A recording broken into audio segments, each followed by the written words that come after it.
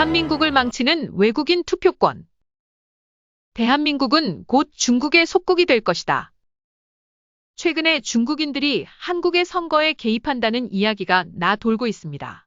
저는 이 말이 어이없다고 생각했습니다. 외국인들이 어떻게 대한민국의 선거에 개입한다는 것일까?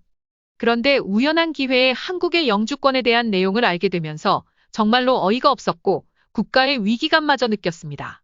왜냐하면 대한민국에서는 영주권자에게, 정확히 말하면 영주 체류 비자를 소유한 외국인에게 대한민국에서 선거를 할 수 있는 투표권을 부여해주고 있다는 것입니다. 영주권 또는 영주 체류 비자를 가진 사람은 그 나라의 국민이 아닙니다. 외국인이 대한민국 국민이 되려면 귀화를 해야 하는데, 영주권자는 귀화의 전 단계인 체류 신분으로서 대한민국의 국민이 아닙니다.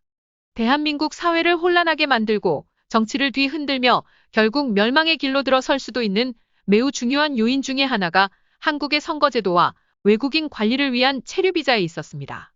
한국이든 미국이든 세계 모든 민주주의 국가에서는 영주권 제도를 갖추고 있습니다.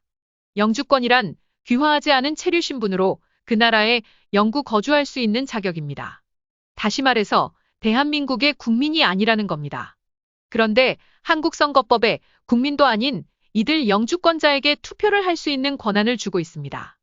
그래서 최근에 중국인들이 대한민국 정치에 영향력을 미치는 상황까지 이어진 것이라 할 것입니다.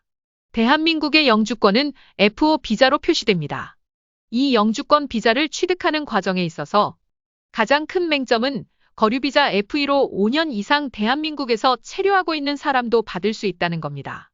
뿐만이 아니라 이 제도의 비극적, 망국적인 문제는 영주권 F5 비자를 주는 것은 좋은데 이들에게 대한민국 국민만이 행사해야 하는 권한인 투표권까지 함께 준다는 겁니다.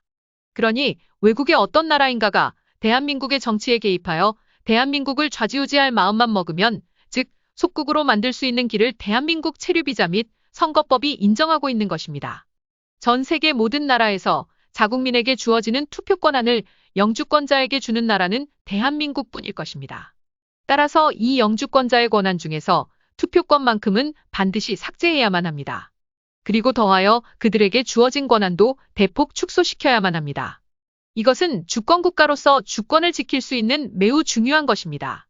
도대체가 자국 국민도 아닌데, 대한민국 국민도 아닌데 어떻게 해서 영주권자에게 투표권을 주도록 했는지 모르겠습니다.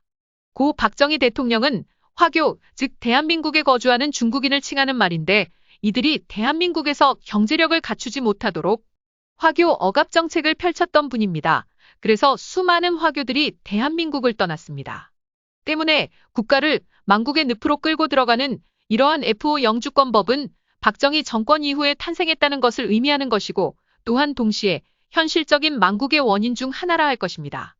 따라서 자신이 여당을 지지하든 야당을 지지하든 대한민국 국민이라면 반드시 이 영주권법을 개정하도록 강력하게 투쟁해야만 합니다.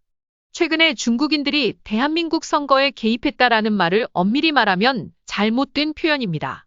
그들은 대한민국 영주권자의 권한을 행사했을 뿐이니까요.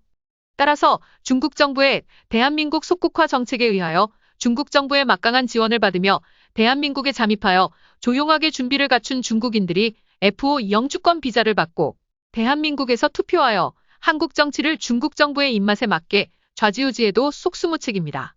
때문에 합법적으로 대한민국 국민도 아니면서 대한민국 선거에 참여할 수 있는 권한이 주어진 이 망국적인 영주권법을 대대적으로 개정하지 않으면 앞으로 10년 안에, 늦어도 20년 안에 대한민국은 아주 자연스럽게 중국의 속국으로 들어가게 될 것입니다.